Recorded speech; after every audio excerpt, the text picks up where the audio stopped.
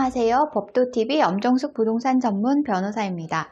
오늘은 제소전화의 기일에는 대리 출석이 가능하다에 관한 내용입니다. 제소전화에는 법규를 준수한 조서 내용과 당사자 간의 합의만 있다면 큰 어려움 없이 성립 결정이 내려집니다. 다만 제소전화가 성립되기 전 계약 당사자인 건물주와 세입자가 하해 기일을 확인해 법원에 출석해야 한다는 조건이 따릅니다.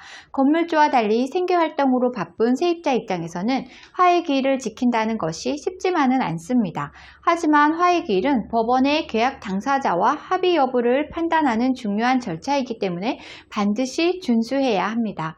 결론부터 말씀드리면 만약 당사자 중 한 명이 피치 못할 사정으로 출석하지 못하게 된다면 대리권 행사, 대신 출석하는 일을 하면 됩니다. 법률 용어가 어려운 분들을 위해 용어 설명부터 하고 갈게요. 제소전화란 소송을 하기 전에 화해를 한다는 뜻으로 주로 상가임대차 관계에서 많이 쓰이는 제도입니다. 법원에서 조서가 성립되면 판결문과 같은 효력을 가지게 됩니다.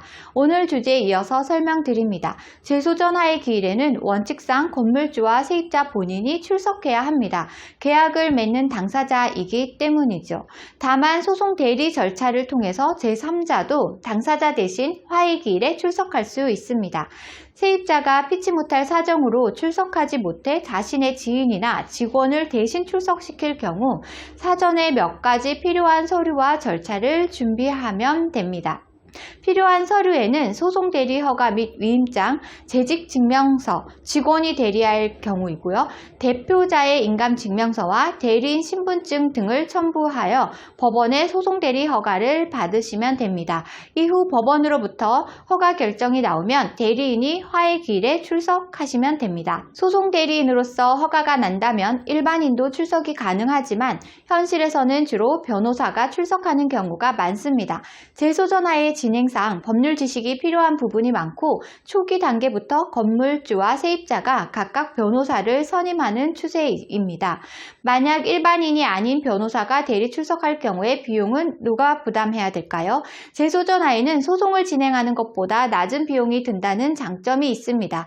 때문에 건물주, 세입자가 각자의 변호사를 선임하는 것으로 비용을 부담하는 경우가 많습니다.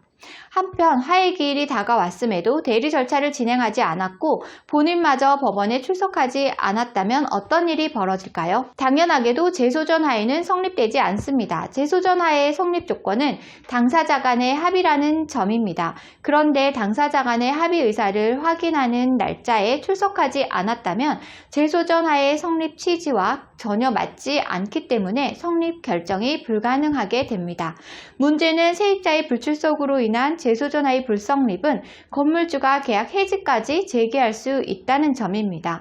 제소전화의 신청은 대부분 건물주의 임대차 계약 조건으로 진행되는 경우가 많습니다. 세입자의 잘못으로 제소전화가 성립되지 않았으니 건물주 입장에서는 계약 위반으로 보는 경우가 많습니다.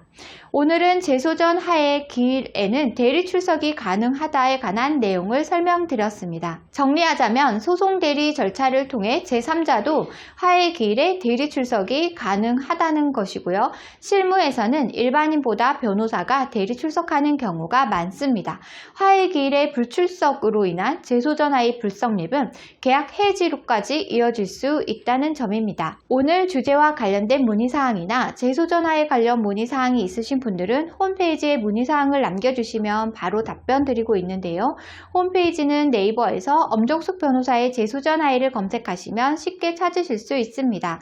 홈페이지에 접속하시면 상단 우측에 인터넷 무료 상담 메뉴가 보이실 텐데요. 파란색으로 체크된 부분은 명확하게 정보를 입력해 주시고 본문에 궁금한 내용을 입력해 주시면 바로 답변 드리겠습니다. 오늘은 여기까지 설명해 드렸고요. 다음에 더 좋은 부동산 법률 정보로 찾아뵙겠습니다. 저는 엄정숙 부동산 전문 변호사였습니다.